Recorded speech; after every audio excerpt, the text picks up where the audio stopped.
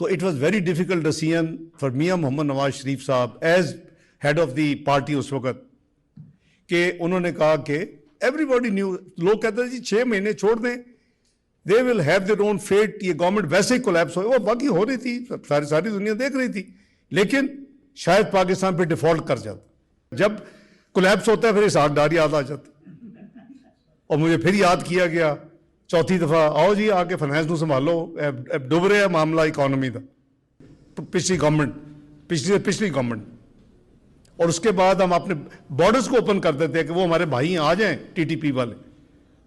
35 سے 40 ہزار کا اسٹیمیٹ جو پاکستان واپس آئے، 100 ہارڈنڈ کرمنل اس میں وہ بھی موجود ہیں جنہوں نے پاکستان کا جھنڈا جلایا تھا سوات میں۔ اب آپ نے دیکھا کہ it was very difficult decision for Pakistan Muslim League Noon کہ ہم ووٹ آف نو کانفیڈنس لائیں کہ نہ لائیں آئین کے تحت۔ Parties are ready, everybody جو ذرا بھی کانشیس تھا کہ پاکستان اس وقت بالکل دہانے پہ پہنچ گیا ڈیفالٹ کے اور بالکل تباہی ہو جائے گی۔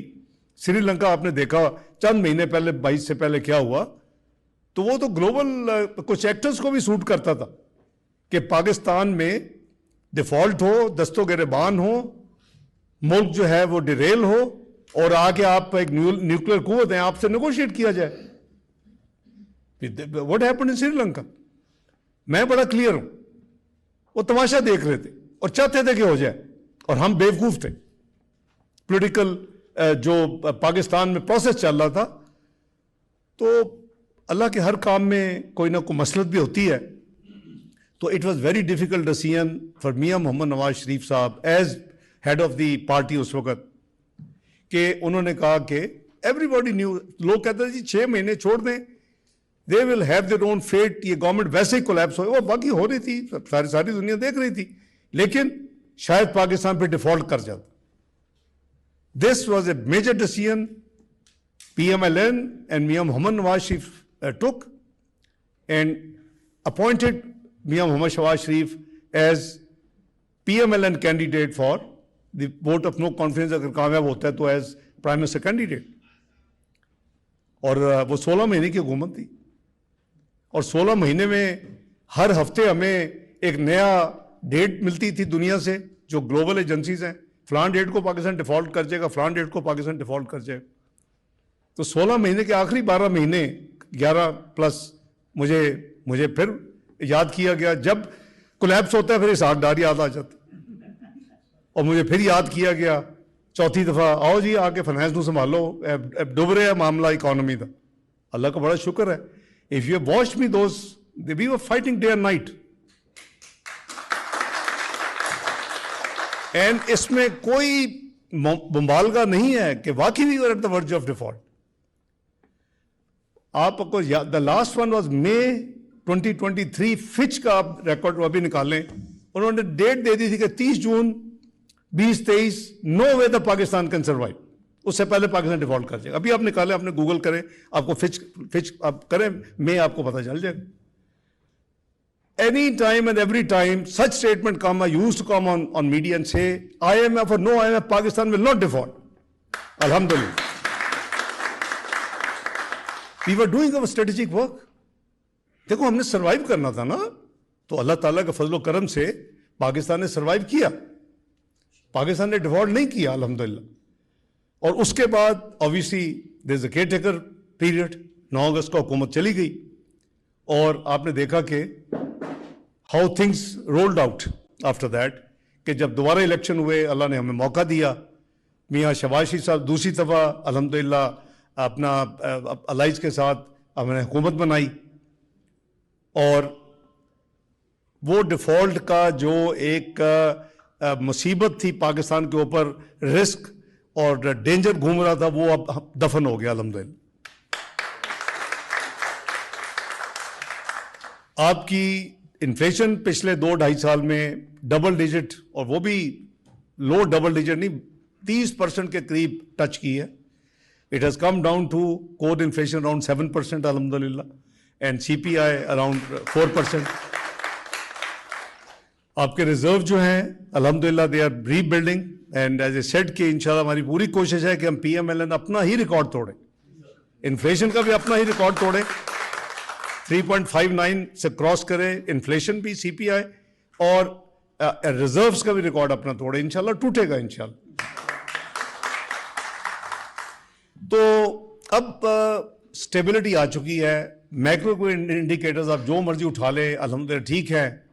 47th इकोनॉमी जो छोड़ गए थे जाने वाले, वो करीबन अब 40 से के करीब आ चुकी है। 7-8 नॉचेज हमने इंप्रूव कर ली हैं। लेकिन गोल जैसे मैंने कहा कि ना सिर्फ 2017 है, गोल ये है कि इसको वहां ला के खड़ा करना है इंशाल्लाह अपने टेन्योर में, को या तो G20 में शामिल हो जाए, ये शामिल होने के बिल्कुल करीब हो इंशाल्लाह। तो बेपनाह मेहनत की है अपना वज़ीर आज़म शहबाज शरीफ साहब ने। आप में से बहुत लोग उनको बड़ी अच्छी तरह जानते हैं कि उनकी एफर्ट और उनकी जो फोकस है। मियाँ नवाज शरीफ साहब एज कायद of Muslim League Noon regularly guide करते हैं फेडरल गवर्नमेंट को भी, पंजाब गवर्नमेंट को भी। I think we have reached to a stage of the life where we would like to see कि पाकिस्तान को एक फलता फूलता in the comedy of nation छोड़ें, जो कि हमारी जनरेशन जो है फिर उसको एंजॉय करे और उसको रिकग्नाइज करे। तो हमारा ये तो इकोनॉमी के हवाले से थोड़ा सा है।